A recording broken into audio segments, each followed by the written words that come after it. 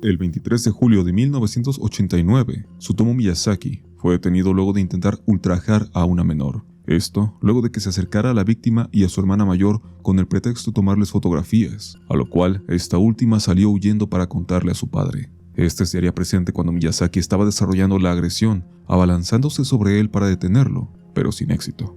Miyazaki salió huyendo del lugar, dejando su auto abandonado a unos cuantos metros de la escena del crimen. Al poco tiempo, cuando regresó para recuperarlo, fue arrestado por la policía, quien ya se encontraba esperándolo, pero los agentes no estaban preparados para lo que estaban a punto de escuchar. Ya bajo custodia, Miyazaki confesó ser el autor de al menos 4 ominosos crímenes en contra de niñas menores a los 8 años, a quienes había ultrajado y arrebatado la vida de forma visceral, además de haber intentado consumar actos similares con otras tantas. Resulta que Miyazaki se trataba de una persona bastante trastornada, padeciendo una deformidad en ambas manos que lo mantuvo aislado de cualquier posibilidad de un desarrollo social adecuado en su infancia y juventud, además de una familia poco interesada en él. Este individuo terminó degenerándose hasta ser un indiscutible criminal con fantasías íntimas enfermizas, en especial con niñas pequeñas. Y de entre la profunda investigación que conllevó este caso, hubo un cierto rasgo que sería destacado por los medios.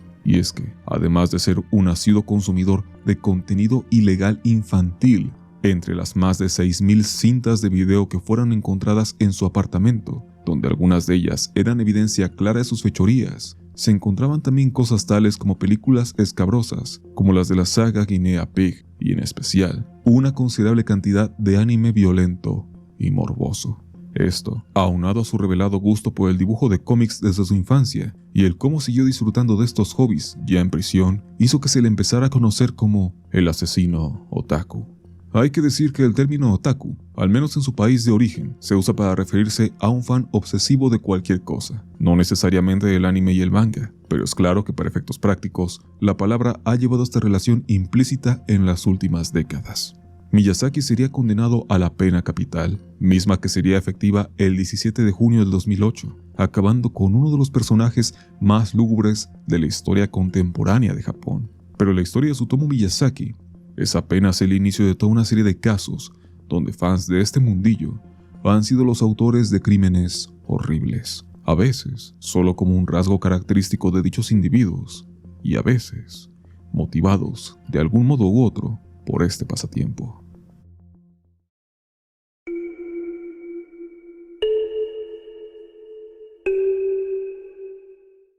Durante varias semanas del primer semestre del año 2019, el estudio Kyoto Animation, famoso por sus adaptaciones animadas de obras como Suzumiya Haruhi no Jutsu, Lucky Star, Clannad o Violet Evergarden, empezó a recibir una serie de cartas amenazantes, más precisamente a la sede principal conocida como Estudio 1 en la ciudad de Kioto.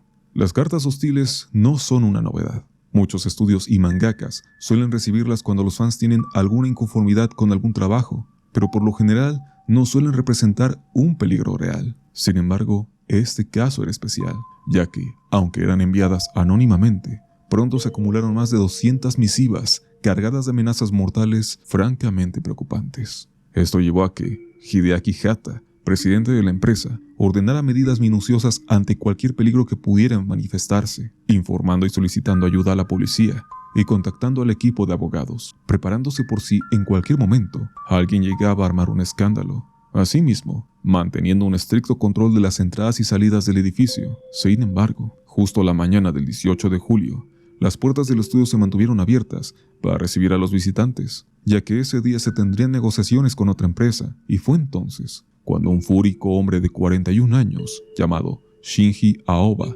irrumpió las instalaciones gritando toda clase de improperios contra el personal, entre los cuales había alegaciones de presunto plagio. Sin que nadie pudiera razonar con él ni detenerlo, Aoba comenzó a rociar con un aproximado de 40 litros de gasolina todo el lugar, y a cualquiera que se atravesara en su camino, y de un momento a otro se desató un catastrófico incendio. Al momento del suceso, había 70 empleados laborando. Los más afortunados lograron huir del estudio sorteando las furiosas llamas, llegando hasta la calle con graves heridas y quemaduras, mientras que el resto sucumbieron de forma horrible al intentar alcanzar el techo para ponerse a resguardo. Al menos así fue como posteriormente lograrían intuir los bomberos que se apersonaron en el lugar. En total, el ataque de Aoba dejó un saldo de 36 víctimas fatales y 34 heridos, pasando a convertirse en el suceso más mortífero en la historia moderna de Japón desde el final de la Segunda Guerra Mundial. Por su parte, Aoba logró ser capturado justo cuando pretendía huir de la escena del crimen, dirigiéndose a una estación de tren aparentemente dañado por el siniestro que él mismo había provocado. La indignación en la sociedad japonesa fue general. Las acciones de Shinji Aoba no tenían el más mínimo sentido, y la investigación subsecuente solo lo hizo ver como alguien más desequilibrado de lo que se pensaba en un inicio.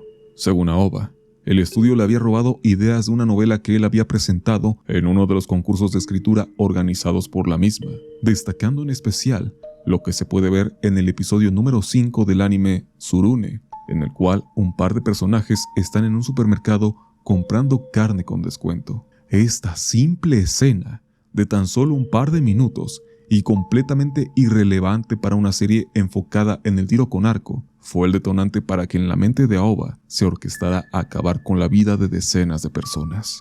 Algo tan ofensivamente trivial le pareció suficiente a este individuo para cometer tal atrocidad. Aunque a decir verdad, el sujeto ya tenía un historial delictivo, y su modo de vida solo podría considerarse como el de una escoria social.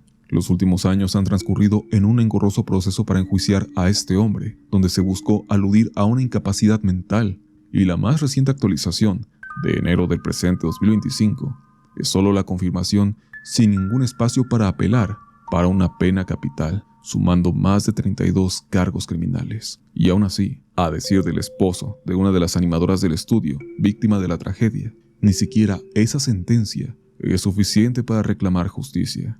Uno de los casos más horribles, con una motivación obscenamente absurda.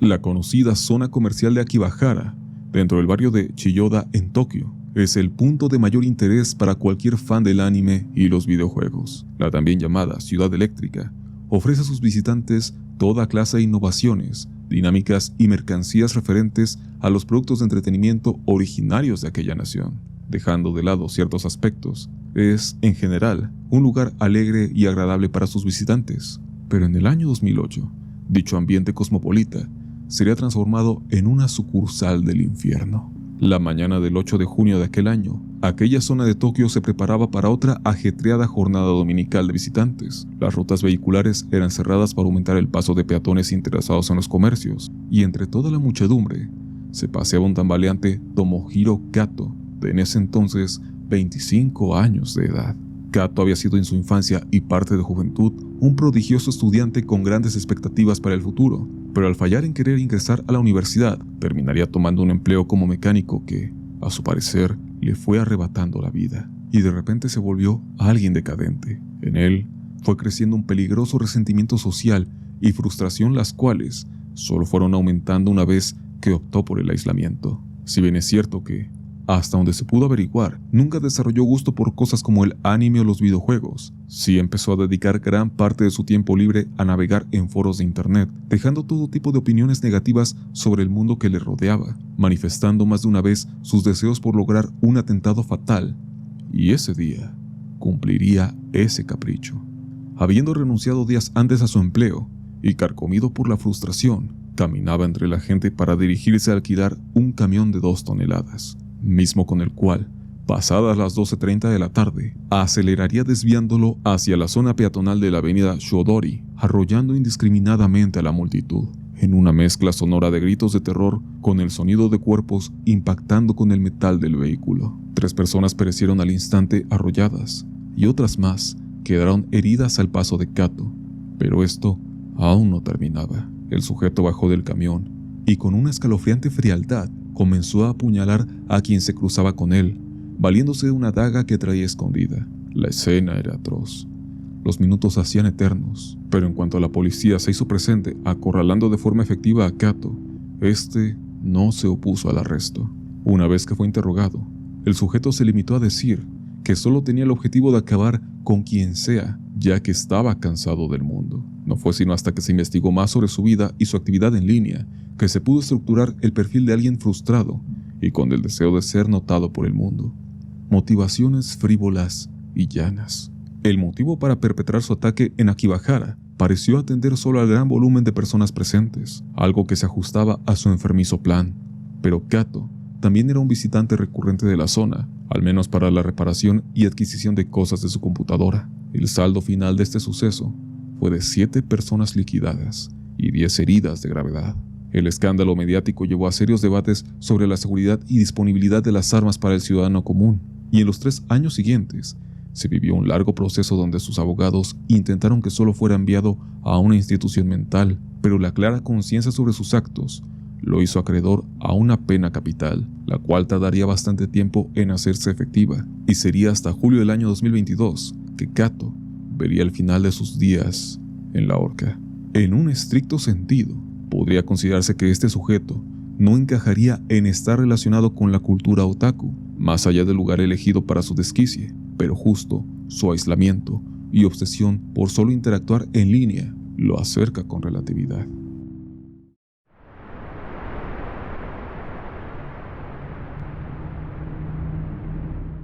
Mayu Tomita fue en algún momento una prometedora estrella juvenil en Japón, apareciendo en algunos programas como Kamen Rider y con breves apariciones musicales y conciertos pactados. Estaba destinada a ser una de las idols de más alto perfil. Por desgracia, el 21 de mayo de 2016, ella sería víctima de un brutal ataque por parte de Tomohiro Iwasaki, un hombre de 27 años quien la apuñaló más de 61 veces en el cuello y el pecho.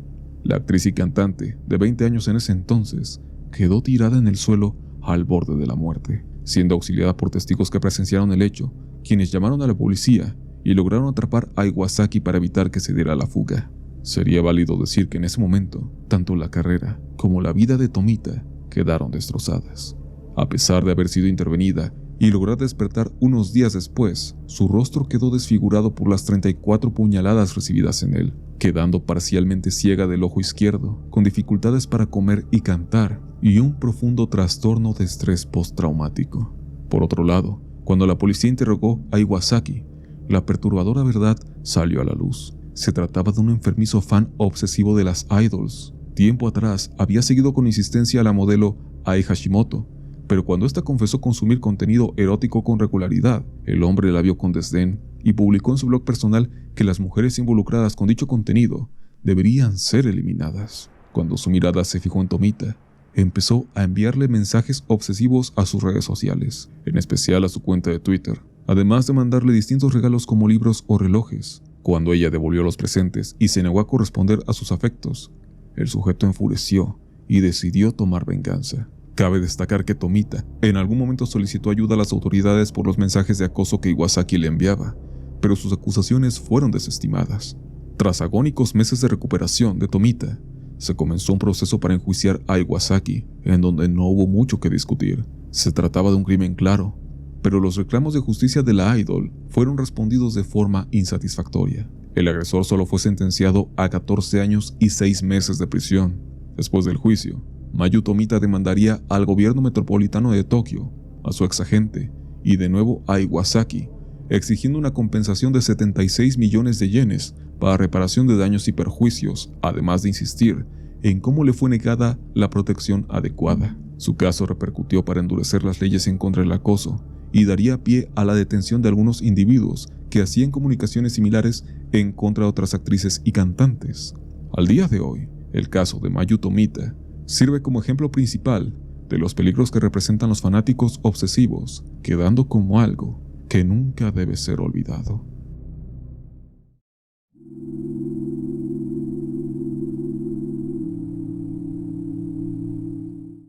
El 21 de octubre del año 2013, Wu Yitian, de 15 años, una aficionada del cosplay, saldría de su casa para encontrarse con Pung Wai-hong, un hombre de 23 años, conserje de oficio, a quien había conocido a través de internet y con quien compartía el gusto por dicha actividad.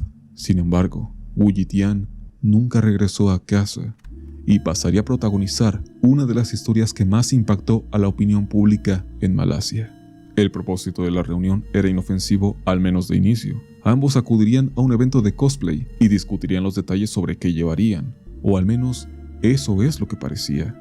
La joven no volvió a su casa, en una situación que preocupó a sus padres, quienes no demoraron en alertar por todos los medios posibles. Los intentos de contactarla no daban éxito, y no fue sino hasta que, con ayuda de la policía, se difundió su desaparición por medio de redes sociales, que se aumentaron los esfuerzos. A la par de esto, se logró acceder a sus cuentas. Ahí se descubrió que Wu Yitian mantenía conversaciones con un hombre mayor. Esto era algo que desconocían sus padres y su círculo cercano, pero al menos en el marco de los mensajes que se enviaban, nada parecía fuera de lugar. Todo el diálogo se centraba en el gusto por el cosplay. Aún así, las autoridades tomaron rumbo hacia el sospechoso.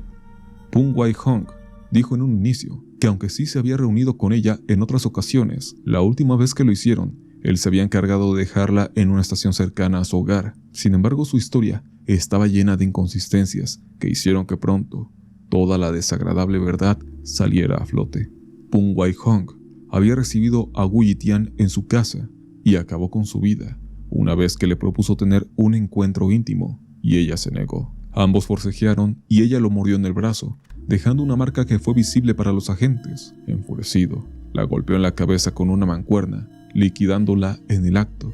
Y ante esto, temeroso por lo que pudiera ocurrir, metió su cuerpo en una maleta y lo arrojó en una área aislada, a 150 kilómetros de distancia del hogar de la chica. El cuerpo de Wu Yitian sería descubierto 3 días después de su desaparición, y el caso provocó una furia palpable en aquella nación. Tan solo 10 días después de lo ocurrido, el sujeto fue acusado del crimen, en un proceso larguísimo, donde el abuelo de Wu Yitian, quien estaba a cargo de ella, reclamaba justicia, aunque considerando que ninguna sentencia sería suficiente. El caso trascendió fronteras en Asia y puso sobre la mesa la insistente discusión sobre los riesgos de conocer gente en línea, en especial para los más jóvenes. Ahora, hay que decir que este caso se vio un tanto llevado por la incertidumbre, entre juicios y demás alegatos que suelen retrasar las sentencias, tal y como vimos en los casos anteriores. Sería hasta el año 2018 que Pung Wai-hong sería sentenciado a la pena capital, pero justo en ese año, el gobierno de Malasia se encontraba discutiendo eliminar esta clase de castigos, por lo cual, aunque el individuo ya estaba en las puertas de ser liquidado, logró evadir dicho destino. Al año siguiente presentaría una apelación, con su defensa manejando que, aunque su forma de deshacerse del cuerpo de la chica sí mostró una frivolidad, y que eso fue suficiente para considerarlo a la pena capital con anterioridad, el hecho como tal de las agresiones atendía a un comprensible nerviosismo y no a un deseo criminal. Al final esta perspectiva fue aceptada por las autoridades, y su sentencia final, retroactiva al tiempo en que ocurrieron los hechos, fue de 22 años de prisión, lo que incluso aún queda lejos de lo que la ley de ese país marca para un caso de homicidio involuntario. Resumiendo muchos de los evidentes vaivenes que esta controvertida decisión tuvo, aunque la sentencia de 22 años de prisión se mantuvo vigente, Pung Wai-hong podría obtener libertad condicional en el año 2027.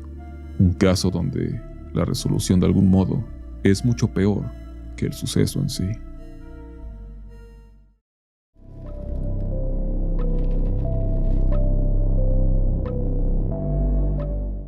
Junji Matsumoto es como se llama el hombre que aparece en pantalla, y al menos en el año 2021 contaba con una edad de 59 años, y desde hacía un tiempo se encontraba a cargo de sus padres, Hirosaku de 88 años y Makie de 87. El matrimonio de ancianos residentes de Fukuoka eran trabajadores entusiastas. Hirosaku, hasta antes de su jubilación, trabajaba en la construcción, mientras que Makie regentaba una licorería que fungía como negocio familiar, y mismo donde sus 2 hijos ayudaban. Hacía bastantes años la familia había determinado que el hermano mayor se encargaría de la licorería, a la vez de ayudar a sus padres cuando fuera necesario. Pero cuando este cayó enfermo, a inicios de la década de los 2010, todas estas responsabilidades recayeron en Junji, quien era el menor. Una combinación de factores, como la avanzada edad de Makie, acompañada de un infarto que la confinó a una silla de ruedas, así como la probable injerencia de la pandemia, que llevó a que varios locales de la zona cerraran, hicieron que la licorería desapareciera. En un inicio, Hirosaku se hizo cargo de su esposa, así como de las tareas domésticas. Sin embargo, el 13 de junio de aquel año, tuvo un accidente en bicicleta que también lo dejó en silla de ruedas y necesitando ayuda. Bajo este escenario, es que recurren a Junji para que los auxilie solo en las labores domésticas y la evidente ayuda que ancianos en tal estado de salud necesitan. Junji había sido toda su vida alguien introvertido y sin grandes planes a futuro. Había demostrado un talento para las ciencias y las matemáticas, y tras graduarse de la preparatoria, consiguió un empleo que abandonaría al no sentirse cómodo en el entorno laboral, y siendo así, pasaría más de 40 años desempleado, solo ayudando ocasionalmente en el negocio familiar. Nunca se casó, nunca tuvo un hogar propio, ni ahorros, y apenas sobrevivía del dinero que generaban sus padres, viviendo aislado con ellos.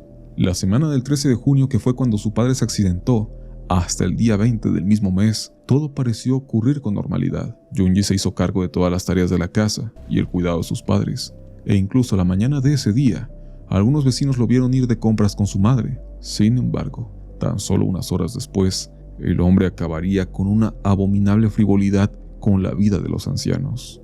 El motivo, que no lo dejaban ver su anime en paz. Según contaría después de ser atrapado por las autoridades, el problema derivó en que, según sus palabras, durante una muy buena escena de anime, mi padre me pidió repetidamente que lo ayudara a ir al baño. Cuando me negué, comenzó a quejarse de mí, así que lo maté. Mencionó hacer esto rodeándole el cuello con un cable eléctrico, y una vez que lo liquidó, hizo lo mismo con su madre, pues ella había sido testigo del hecho. Luego tomó los cuerpos de ambos y los colocó dentro de un refrigerador industrial que tenían en la planta de abajo, como parte de las cosas de la licorería. Junji actuaría con alevosía, cancelando algunos compromisos médicos de su madre, intentando que nadie lo notara, además de vaciar las cuentas bancarias de sus padres para hacerse del mayor dinero posible y escapar rumbo hacia la prefectura Yamaguchi, intentando ir lo más al norte posible del país.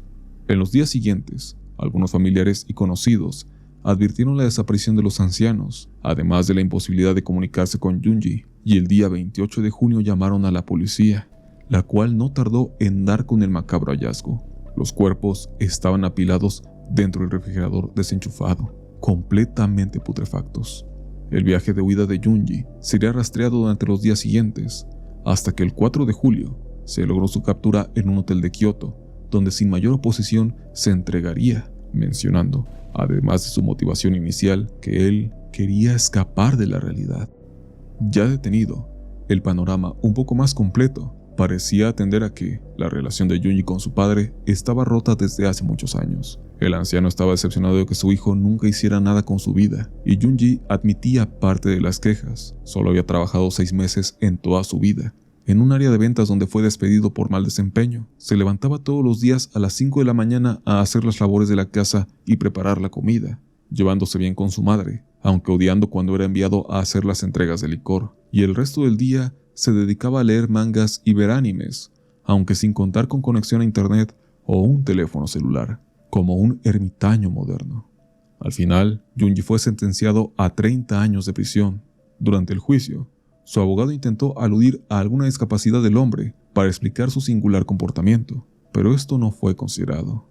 El caso de este individuo ha intentado ser usado como ejemplo de la importancia de la salud mental, ya que resultaría evidente que Junji no funciona como una persona normal, pero la frivolidad para haber acabado sin mayor reparo con sus padres ha extinguido toda posibilidad de consideración, siendo un caso francamente demencial.